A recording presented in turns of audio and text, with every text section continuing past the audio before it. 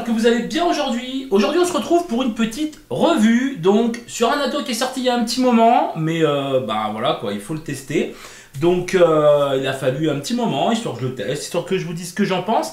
Bien que j'avais testé les modèles précédents, j'ai nommé l'Expromiser V2 que voici, que voilà. Alors l'Expromiser V2, comme vous le savez, j'aimais bien, j'étais vraiment fanat de l'Expromiser 1.3 que voici, que voilà. Et donc je me suis dit pourquoi pas l'Expromiser V2. Alors tout de suite, ce qui différencie un petit peu le V2 du V1.3, c'est le contrôle de liquide. Vous pouvez, et ça on va le voir en gros plan tout à l'heure, vous pouvez ajuster le contrôle de liquide au niveau de la chambre d'atomisation. Et ça c'est plutôt pas mal. Ça permettra de vaper des liquides un peu plus visqueux et qu'il y a une suralimentation qui se fait. Voilà. Bien que c'est pas un atto que je passerai en 100% VG non plus. Quoique. Voilà. Ensuite, il y a la possibilité de régler les airflows. Alors, ça m'a rappelé le Squape. Alors, le Squape, je l'ai revendu, donc je ne l'ai plus. Mais ça m'a rappelé le Squape parce qu'on a vraiment une bague montée sur un petit roulement à billes. Tac, tac, tac, et on peut régler l'airflow. Et ça, c'est vraiment plutôt pas mal parce que, bon, des 1.3, j'en avais deux. Là, c'est le deuxième que j'ai pas modifié. Moi, j'avais modifié l'autre 1.3. Je l'avais percé pour agrandir un petit peu l'airflow. Voilà. Tant bien que mal parce que, aussi bien, je trouvais que c'était un très bon atto point de vue restitution des saveurs. Vraiment. C'était un atto qui avait un look sympa et tout, mais moi le défaut de cet atomiseur que je trouvais personnellement c'était son airflow quoi, parce que après on commence à voilà, enfin moi personnellement j'ai commencé à baisser mon taux de nicotine et donc il me fallait plus de watts, plus d'airflow pour que ça envoie un peu plus quoi. Voilà, c'est ça l'histoire en fin de compte. Donc c'est pour ça qu'après que je me suis mis un petit peu à l'agrandir et tout ça, et je trouvais que c'était vraiment un des défauts majeur donc de cet atto. Sinon c'était un très bon atto. Ok les amis, je vais arrêter de raconter ma vie. On va se retrouver tout de suite en gros plan. Je vais vous présenter un petit peu le packaging. Je vais vous montrer un petit peu les différences qu'il y a entre le V1.3 et le V2. Tout simplement, on va faire un petit montage vite fait. Je vais faire un montage, je ne vais pas passer 15 jours à faire le montage. Vous regarderez la précédente vidéo de la 1.3, tout simplement que j'avais faite. Le montage c'est le même, il n'y a rien de bien compliqué, on va pas s'attarder dessus. Et puis je vous dirai ce que j'en pense. Allez, je vous dis à tout de suite. Allez, on se retrouve donc pour le déballage de cet Expro V2. Voilà, le tant attendu. Enfin, moi personnellement, je l'ai vraiment attendu cet atto. Bon, bah on retrouve une notice. Alors, une notice en anglais et en allemand. Voilà, Exvap. C'est allemand. Bon, c'est quand même un petit peu fabriqué en Chine malgré tout. Mais la conception est faite en Allemagne. Donc voilà. On retrouve des sparses, voilà, bon bah des joints classiques, voilà, on retrouve un deuxième drip tip noir, voilà. On retrouve tout, on retrouve le petit ressort pour le pin, on retrouve deux vis de rechange, on trouve le plot central aussi en rab, et ça c'est vraiment plutôt pas mal, et des petits joints, bon bah classique, ça casse pas trois patins, un canard. Voilà, puis le tout fameux tournevis, voilà, tournevis haut de gamme quand même, c'est pas le tournevis bleu. Donc voilà. Alors, ensuite, donc voici la bête, the beast. Voilà, donc comme je vous ai dit tout à l'heure, alors voilà, et donc ça fait partie un petit peu des défauts, on va le voir après. Alors c'est pour le réglage. D'airflow. Alors, vous avez plusieurs trous, en fin de compte, plusieurs réglages possibles et inimaginables au niveau donc de l'airflow. C'est pas compliqué. Vous avez, alors ça part en fin de compte de 0,8 et jusqu'à 2,5. Voilà, millimètres, forcément, pas centimètres. Et ensuite, on n'a plus qu'à tourner la bague comme ça. Alors, c'est monté avec une petite bille, en fin de compte, à l'intérieur, un peu à la Squap Air, mais personnellement, j'ai préféré le Squap Air par rapport à ça. Je trouvais que c'était un petit peu mieux. Bon, après, malgré tout, ça fait le boulot, et ça, c'est plutôt pas mal, et au moins, on peut agrandir un petit peu l'airflow à comparer de l'autre, quoi. Voilà, tout simplement. Bon, on retrouve le drip tip, voilà, simplement. On va éviter de parler des fondamentaux, entre guillemets. À l'intérieur, c'est un petit peu évasé. Ça fait que ça va éviter un petit peu que le liquide ait tendance à crachouiller dans le drip tip et tout. Bon, je vais pas dire que ça évite à 100%, mais ça va, autant que faire se peut, éviter au maximum. Alors, le premier défaut que j'ai trouvé, mais ça c'est exactement comme l'Expromiser 1.3 et c'est exactement le même défaut. Il n'y a pas la peine de tourner autour du pot pendant 15 jours. Lui, je vais le poser comme ça m'évitera qu'il roule et qu'il se casse la figure. C'est-à-dire que quand on dévissait, par exemple, sur le 1.3, si on avait trop serré, eh ben, c'était une galère, quoi. Après, même avec la dépression du liquide, si on avait un peu trop serré, qu'on avait évaporé jusqu'à la fin, il y avait une pression telle qu'on n'arrivait plus à le desserrer. Hein. Combien de fois j'ai été obligé de mettre une pince ici et une pince là pour pouvoir le desserrer, hein, sur le 1.3. J'arrêtais pas de desserrer la cuve, hein, à l'intérieur. Voilà, cuve aussi également qu'on retrouve ici. Voilà. Sur ce fait, maintenant une fois qu'on sait ça, une fois qu'on a déjà eu l'expérience du 1.3, voire le 1.1, parce que c'est exactement à peu près la même chose, voilà, faut pas trop serrer, il suffit de le savoir, et une fois qu'on le sait, et qu'on a l'habitude du 1.3, bah, en fin de compte, je trouve pas que ce soit un problème outre mesure, quoi, parce qu'on le sait, donc voilà. Alors on maintient bien, en fin de compte, toute la partie basse, et on va prendre le tank, et on va simplement desserrer. Voilà, on retrouve donc les 4,5 ml, toujours un tank en PMMA, bon ben voilà, tank en PMMA, j'en ai fendu quelques-uns, malgré tout il m'a tenu mon Red Aster quand même un bon moment avant que je le fende, sur le 1.3 je parle, hein. Là je ne l'ai pas fendu encore, il n'y a pas de souci. Maintenant à savoir que les pièces sont interchangeables, donc c'est plutôt pas mal et on retrouve des tanks, soit l'intégralité en PMMA, histoire que ça fasse un peu joli, comme une cloche en quelque sorte, ou alors simplement bah, récupérer justement exactement la même. C'est plutôt pas mal, c'est voilà, ils ont rien innové par rapport à ça. Voilà, ça après on pourrait dire que c'est un petit peu dommage, mais ils ont rien innové par rapport à ça, quoi. Ensuite, alors on va retrouver, hop là, voilà, ici, hein, donc sur le haut, hein, au niveau donc de la cloche, on retrouve des trous. Alors Kesako, en fin de compte, c'est, comme je vous ai dit tout à l'heure dans la vidéo, c'est les trous d'arrivée de liquide, voilà, qui passent de 0,8 à 1,5 mm. Alors ça se règle plutôt bien, il suffit d'y tourner dans le bon sens, voilà, hein, par contre, cette bague là est tenue par un simple joint en caoutchouc, hein. Faut pas s'attendre à autre chose, un petit peu comme si vous avez connu le Fogger, hein, la bague d'Airflow était tenue sur le Fogger V2, oh, je me rappelle plus, hein, sur un Fogger que j'avais testé, c'est toujours pareil. La bague d'Airflow était maintenue par un joint et en fin de compte là c'est exactement la même chose. Voilà, donc comme on peut le voir ici, il suffit d'aligner. Moi personnellement j'ouvre à fond, j'ouvre au max et je vape en 50-50. Voilà, hein, donc je le rappelle, ça ouvre de 0,8 à 1,5 mm. Là il est ouvert à fond, donc on est à 1,5 mm. Ensuite on va démonter donc le haut, donc là on a le chapeau. Bon, c'est toujours pareil, hein. C'est exactement comme l'autre, hein. Sur ce point de vue, on a un petit joint d'étanchéité donc au niveau du chapeau, hein, comme on peut le voir. Voilà. Simplement. Rien d'extraordinaire. Il y a un grip, hein, voilà, hein, on peut bien l'attraper, ça glisse pas dans les doigts. Le tout avec ces Tatos, ce qu'il faut savoir, c'est qu'il ne faut pas serrer comme un bœuf. Voilà, et là je me mets du liquide plein les doigts, les amis, c'est pour moi, c'est cadeau. Voilà, donc ensuite on va démonter donc la cloche, hein, tout simplement. Voilà, et là on a la chambre d'atomisation. Voilà, alors, hop, autre petite nouveauté. Alors, jusqu'à présent, on passait donc son Cantal sur les vis du haut. Maintenant, on peut également y passer par les trous. Voilà. Et ça, c'est vraiment plutôt pas mal. Ça, c'est une petite innovation sympa. Enfin, innovation. Non, excusez-moi du terme. Une petite amélioration par rapport au produit. Et ça, c'est vraiment sympa. Voilà. Et donc, comme on peut le voir. Je vous montre un petit peu. Je vais vous faire un petit peu le... Je vais vous montrer par rapport au 1.3, histoire que vous puissiez voir. Toc, toc. Alors, on va dévisser le tout. Alors bien sûr, toutes les pièces ne sont vraiment pas interchangeables du 1.3 au niveau donc du 2. Hein. Au niveau du tank et tout ça, il n'y a pas de souci. Ça va y aller.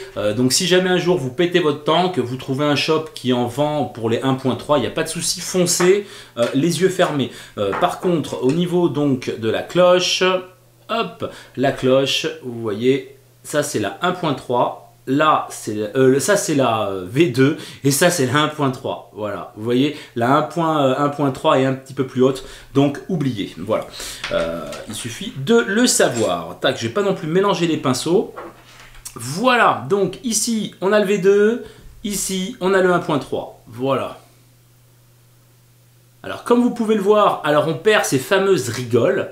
Alors on les perd oui et non parce qu'on les retrouve ici via donc l'arrivée de Juice hein, qu'on n'avait pas là. Là on va dire en quelque sorte, moi j'ai essayé de réfléchir un petit peu, hein, un petit peu quand même hein, avant de se brûler le cerveau. Pour moi les arrivées de Juice qu'il y a sur le 1.3 sont les mêmes ici une fois qu'on est en 1.5. Voilà, sur la V2. Voilà. Donc c'est pour ça que personnellement, quand j'ai commencé à vaper avec le V2, je l'ai mis à fond l'arrivée de Juice. Voilà. Donc sinon les vis, hein, c'est exactement la même chose. C'est-à-dire des vis, ça se visse bien, il n'y a aucun problème. C'est pas invissable. Pour le peu qu'on ait un tournevis correct, hein, bon après vous pouvez utiliser celui qui est fourni avec si vous n'avez pas autre chose. Mais en attendant, il n'y a pas de souci. Voilà. Donc vous voyez, c'est pas...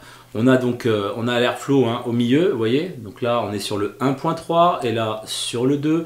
Donc et un chouille plus grand. Voilà. Tout simplement.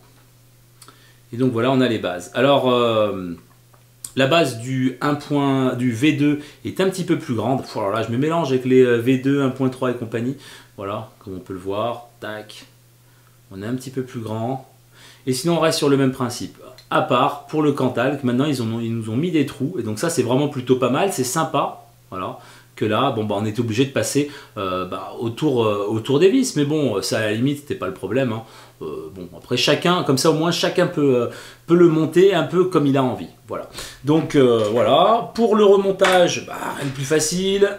Donc voilà. De toute façon, on va faire un petit montage ensemble. Mais là, je vais le remonter vite fait. Voilà, on remet la cloche. Donc les pas de vis sont vraiment plutôt bons. J'ai pas trouvé spécialement de soucis dessus. Voilà, tac. Les pas de vis sont fins par contre, hein, c'est des pas de vis ultra fins, donc faut vraiment tomber bien dessus. La petite astuce, c'est quand on dévisse un petit peu, on dévisse au lieu de visser, tac, et là on entend un petit clic, ça se met bien, et là après ça visse tout seul. Voilà, hein, c'est la petite astuce pour les pas de vis qui sont un peu fins. Et après, pas la peine de serrer comme un bœuf, il y a un joint d'étanchéité. Ceux qui ont des problèmes avec ça, c'est qu'ils ont trop serré. C'est qu'ils ont peut-être pas vapé avec le 1.3 en fin de compte, parce que moi avec le 1.3 et le 1.1 j'ai eu toutes les misères du monde, tous ces soucis là de serrage, de pince et compagnie pour y démonter, je suis passé par là en fin de compte jusqu'à ce que je comprenne au final que ça sert à rien d'y serrer comme un bœuf. Au final il serrait juste à gré, vous voyez là, comme là, tac, ça suffit, ça va pas fuir ni quoi que ce soit. Voilà, allez on se retrouve vite fait pour un petit montage et puis remplissage, et puis comme ça on va tester ça ensemble et je vais vous dire ce que j'en pense. Allez, je vous dis à tout de suite. Et voilà, donc j'ai procédé donc au montage de mon coil, alors rien de bien compliqué. Donc j'ai opté donc pour passer donc mon Clapton donc par les trous, voilà. Hein, histoire de changer, hein, j'ai assez passé autour des vis à m'embêter avec le Clapton. Avec du Cantal classique, ça passe. Putain, avec le Clapton, c'était chiant autour des vis, bien que les têtes soient quand même un peu larges. Mais bon, alors tant qu'à faire, vous voyez, c'est vraiment pas compliqué du tout. Il vous suffira de, avec le MMC, hein, voilà, enfin MMC ou votre tournevis favori, de le placer dans le coil. D'abord y mettre sur un côté, ensuite hop le tordre et hop le remettre dans l'autre. Enfin, je veux dire, c'est vraiment pas compliqué du tout. Voilà, voilà. Tac. Alors ensuite ça nous sort à 0,48. Voilà pour la res, donc c'est pas c'est bien. Hein. Je misais un petit 0,5, tranquille. Voilà, pas la peine non plus d'aller plus bas avec ce genre d'atto. Voilà, pour moi je trouve que c'est assez bas. Donc je prends de la Fiber Freaks densité 1. Voilà. Je le rappelle, faut pas que ce soit ni trop serré ni trop lasse hein, quand on passe. Alors ouais, je sais, c'est vrai que c'est un petit peu ni trop ni pas assez, mais vous voyez. Elle navigue bien dans mon coil, il n'y a pas de problème. Amis vapoteurs qui me suivez régulièrement, je vous en remercie. Vous savez très bien que j'utilise 3 tonnes de coton en trop à chaque fois. Voilà, j'aime faire marcher l'industrie de chez Fiber Freaks. Donc j'en utilise 10 tonnes. Hein. Voilà, quand on aime, on compte pas. Donc moi, ce que je fais après, perso, bon là je vais le couper un petit peu. Parce que sinon, ça va m'embêter. Hop. D'habitude, je le roule un petit peu là. Pourquoi? Parce que je vais venir passer ma cloche, tout simplement. Voilà. Donc je tire bien pour pas que ça soit resté bloqué. Vous voyez? Tac. Pas de problème. Donc on vient visser simplement. Voilà. nos soussailles. Et après, voilà, j'ai tendance à couper, on va dire, comme ça. Je vais vous y montrer après, ne vous inquiétez pas. Voilà. Je coupe à ça à peu près. Vous voyez, c'est pas... Je coupe pas des masses, on va dire, ouais, ça fait un petit 5 mm tout mouillé, on dirait 4 mm. Hein. Voilà. Tout simplement. Ensuite, bah, je vais rajouter du liquide. Alors, enfin, d'abord, je vais placer mon coton. Alors, on ne le tasse pas. Hein. Je sais pas si on me voit. Non, on me voit pas, bien sûr. Voilà. Voilà. Et donc, si vous voulez, on va placer le coton donc au niveau des trous qu'on a vu tout à l'heure quand j'ai démonté le plateau. Hein. On va juste le placer là, simplement. On n'a rien d'autre à faire. Magique. Ensuite, je vais prendre... Enfin, vous prenez votre liquide favori. Voilà. Et on va humidifier le coil. Alors, on va peut-être pas me voir, hein, mais... on met un petit peu de liquide. Histoire d'amorcer un petit peu le tout. Histoire que la Fiber Frix... Voilà. S'humidifie. Alors on n'en met pas 10 tonnes, hein. Voilà. On met quelques gouttes. Tac, ça c'est fait. Voilà. À savoir que si vous n'êtes pas trop sûr de votre dosage de coton, avant de le placer comme moi directement, vous faites l'inverse. Vous le coupez, comme ça vous voyez à peu près, et vous mettez votre liquide. Entre guillemets, il gonfle un petit peu, hein. Il prend un petit peu de volume avec le liquide, un petit peu, hein, mais vraiment très très peu. Mais comme ça va vous permettre de voir si vous en avez trop ou pas assez, peut-être, éventuellement. Enfin bon, moi je sais que j'ai toujours fait comme ça. Et puis ça se passe bien, quoi. Voilà. Donc le coton est humidifié, voilà, il n'y a pas de souci. Je peux shooter ça. Bon, là je me mets à 24 watts, il n'y a pas de problème. Voilà, tout simplement.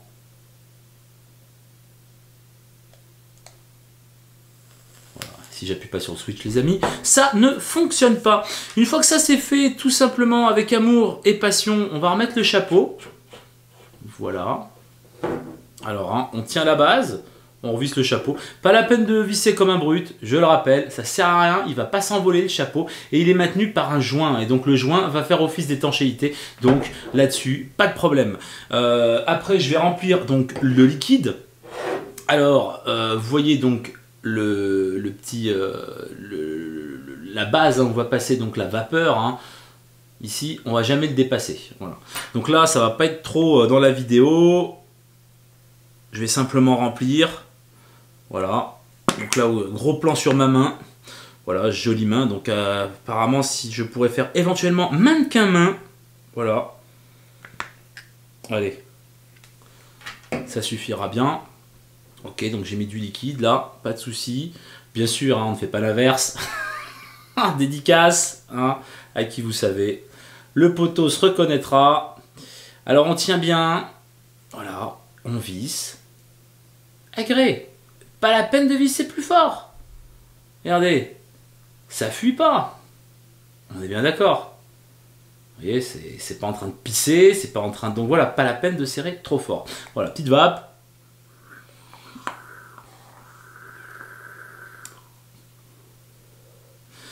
Pas de glouglou, rien du tout, ça va bien. Allez, je vous dis à tout de suite, petite tasse de vape, et puis je vais vous dire ce que j'en pense. Allez, merci.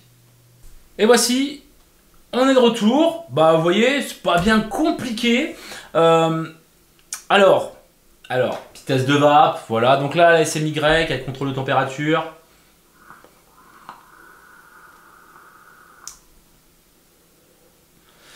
Ça va bien, ça va très bien. Bien entendu, comparé à un Billo V2, forcément, il y a moins d'airflow, mais je trouve que l'airflow a été amélioré. Hein, on est un peu plus grand, je trouve que ça respire un petit peu mieux. En termes de saveur,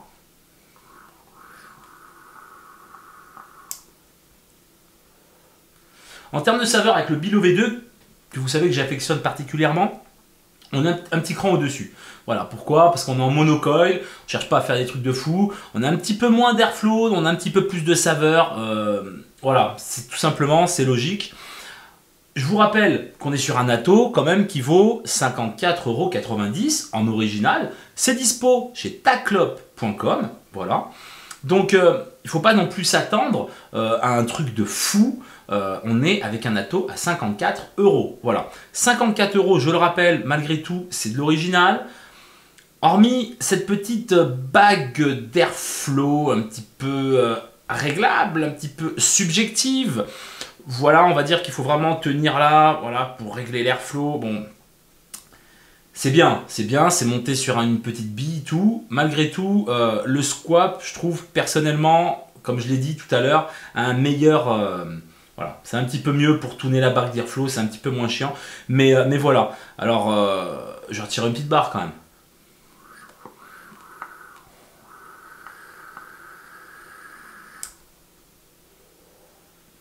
Voilà, donc personnellement, je vais vous dire un petit peu les plus et les moins. En sachant que bon, moi j'ai toujours été un amoureux entre guillemets donc de l'Expromiser. Voilà, j'ai eu le 1.1. J'ai zappé le 1.2, je suis passé direct au 1.3. Le 1.3, je l'ai eu 2 fois, comme je vous ai dit, blabla, blabla. Et maintenant, le V2. Alors, les plus. Les plus, l'airflow quand même, malgré tout, même si c'est un petit peu subjectif, c'est un petit peu chiant d'y régler, malgré tout qu'il y ait cette bille, l'airflow c'est quand même un plus. C'est vraiment réglable, c'est bien, franchement c'est bien, il n'y a pas de souci. Le deuxième point positif, donc comme vous avez vu, c'est ce grip voilà, qu'on a tout le tour. Hein, je sais pas si on va le voir, hein, le grip, hein, tout le tour là. Au niveau de la base et au niveau, donc, au niveau du PMMA. Ce qui permet une bonne maintenue quand on va le dévisser. Voilà, on va pouvoir bien le tenir parce que je vous rappelle que l'autre, hein, bon je l'ai re-rangé, mais l'autre était tout lisse. Hein, l'autre était tout lisse. Alors je veux dire, quand on s'arrête trop, quand il y avait une forte dépression, ça fait que c'était... Alors là, mais alors, des fois, mais... J'ai pété les plombs avec même le 1.3, j'ai pété les plombs par moment. Voilà, jusqu'à ce que je comprenne qu'il ne faut pas trop serrer. Et même quand des fois on serrait pas trop, vous le savez très bien, il y a des fois, bah, ça se serrait et c'était un petit peu la merde, quoi. Bref. Donc là, c'est vraiment plutôt pas mal.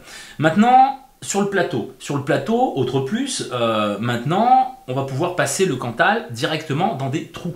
Ça, c'est plutôt bien. Vous pouvez toujours faire votre montage impeccable, passer autour des vis. Ça ne change pas. Vous avez vu en gros plan, c'est exactement la même chose. Vous pouvez le faire si vous êtes habitué ou si vous trouvez ça plus simple qu'à vous casser la tête, à le tordre pour le passer dans les pattes dans chaque trou. Vous pouvez le faire. Mais si vous montez avec des trucs un petit peu plus gros, en Clapton et compagnie, ou en 0,60, je sais pas, à la limite, hein, vous êtes un fou, vous voulez monter ça en 0,60, pourquoi pas. Mais à ce moment-là, vous pouvez passer directement dans les trous. Ça passe, il n'y a aucun problème. Voilà.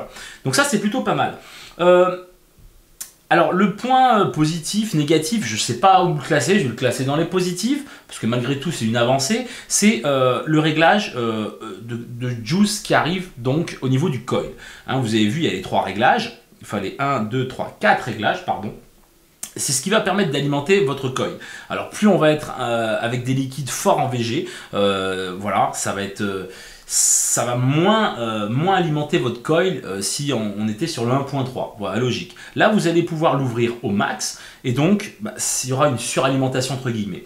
Bien que, comme je vous ai dit en gros plan, j'ai trouvé personnellement, après j'ai pas de truc pour mesurer ça, mesurer des rigoles, enfin voilà, j'ai trouvé que sur le 1.3 et là, j'ai trouvé qu'en y mettant à fond, pour moi, ça semblait kiff-kiff.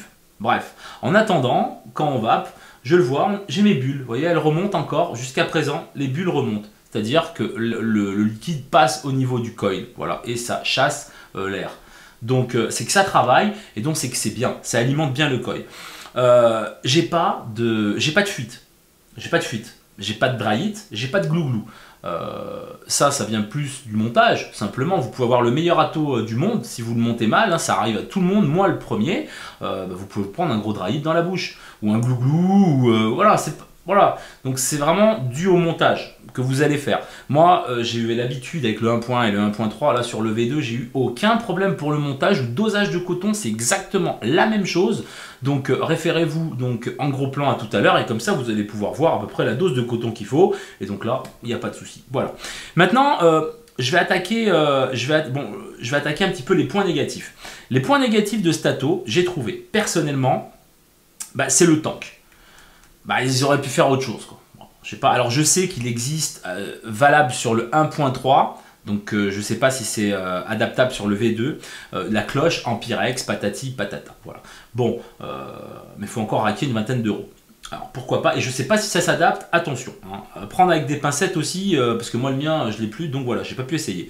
Voilà, alors on est sur ce tank en PMMA, relativement résistant, faut pas dire le contraire.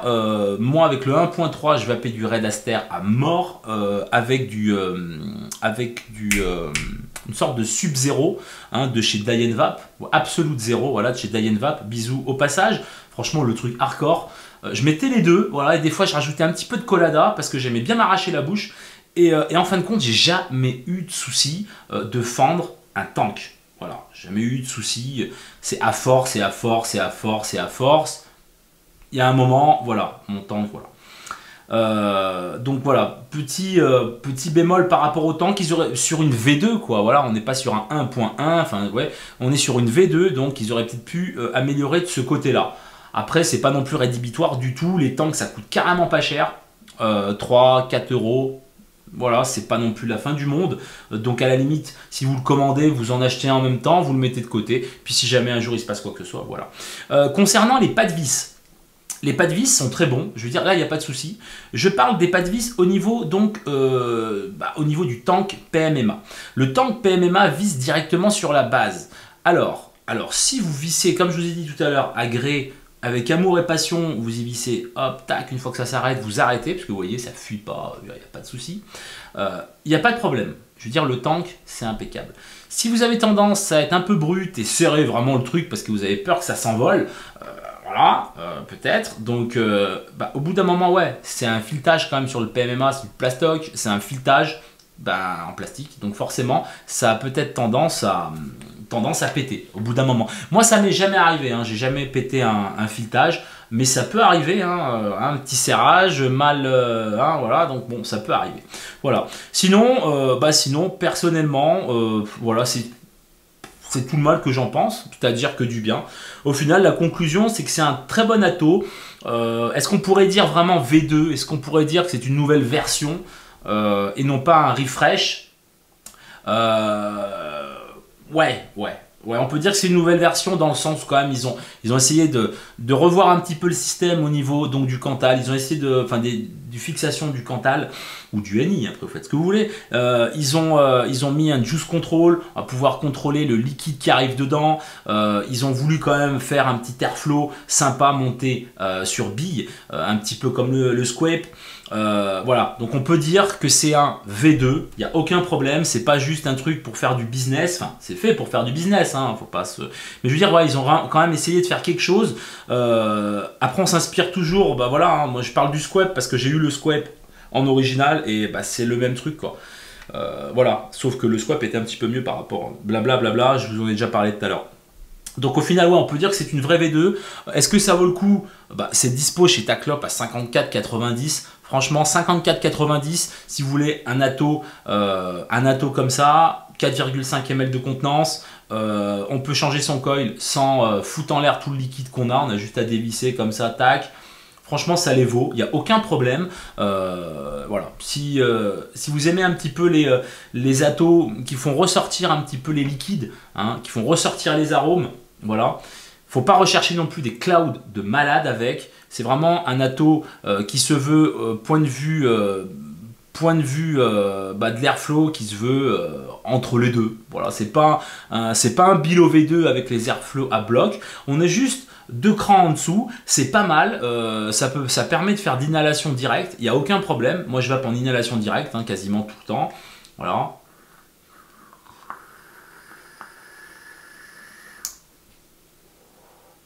Voilà, on fait des nuages sympathiques. Mais avec cet atto, on privilégie plus le côté arôme, le côté goût et saveur qu'un par exemple un simple Bilo, qu'un autre atto Bilo V2. Voilà, écoutez, je pense que je vous ai tout dit les amis. Voilà, si vous êtes intéressé par ce V2 et que vous vous posez des questions, vous dites est-ce que c'est juste un refresh ou tout ça, ou patati patata, que vous êtes amoureux du 1.3 et puis que vous tâtez à le prendre, je vous dis franchement foncez, il n'y a aucun problème, ça vaut 54,90, dispo chez Taclop comme d'habitude. Sur ce les amis, j'espère que cette vidéo vous a plu. Comme d'hab, petit tour sur ma page Facebook The Maxstaff, vous abonnez à ma chaîne YouTube The Maxstaff, petit pouce en l'air, ça fait toujours plaisir. Si vous avez des questions, themaxstaff01@gmail.com et mon site internet www.themaxstaff.com. Sur ce, je vous souhaite une très bonne journée. On va se quitter en tirant une petite barre de l'Expro V2. C'est parti. Allez, ciao!